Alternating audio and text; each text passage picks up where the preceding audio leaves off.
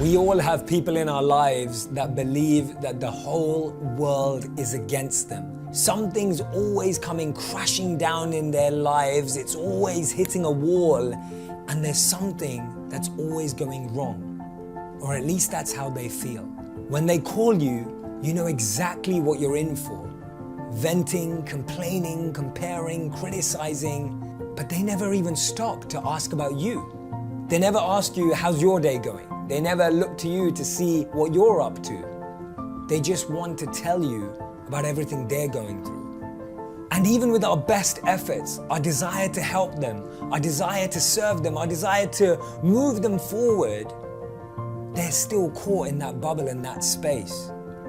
It's so important that we learn how to deal with them because this can have detrimental effects on us and even our health.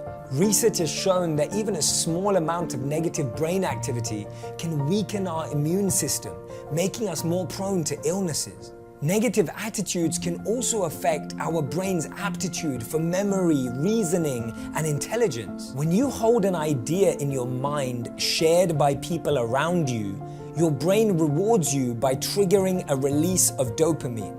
When you disagree with the energy of people around you, your brain sees that as a threat and triggers feelings of pain.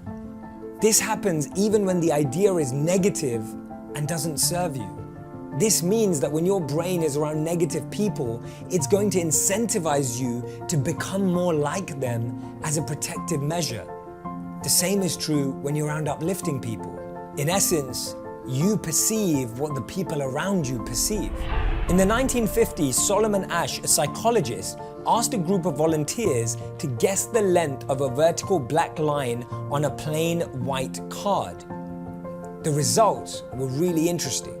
Each person's guess depended on the people that surrounded them. If the people surrounding them overestimated the length, they did the same. And if the people around them underestimated the length, they did the same. People literally saw the line differently depending on who they were around. The implications are obvious. If you spend your life around negative people, you'll start to see the world more negatively. Now the truth is, you can't always just distance yourself from this because that person may be a family member, a close friend, or even a work colleague that you can't move away from.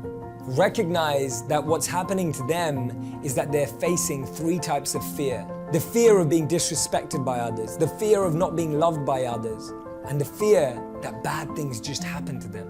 Now we all have negative moments. We all have moments and times in our lives when we're not the people we want to be.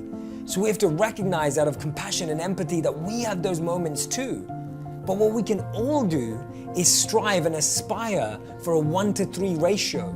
For every one person in our life that's bringing us down, we need 3 people that are lifting us up. For every one person that we're helping up, we need 3 people bringing us up. When we manage our life in that way, we're guaranteed not only to be lifted ourselves, but to help others with us. We all know that our complaints, our drama, our comparing, our issues, our negativity have never got us anywhere. So let's try and live a day without them and see where that gets us. Remember, you are not a victim. Life is not happening to you, but happening for you. When you want your situation to change, realize that you've been put in that situation so that you can change and then change the situation. And when you stop worrying about the wrong things, you make space for the right things. Everyone goes through a lot. All we have to do is choose to grow through it. اپلیکیشن مشاوره آنلاین روانشناسی مشوره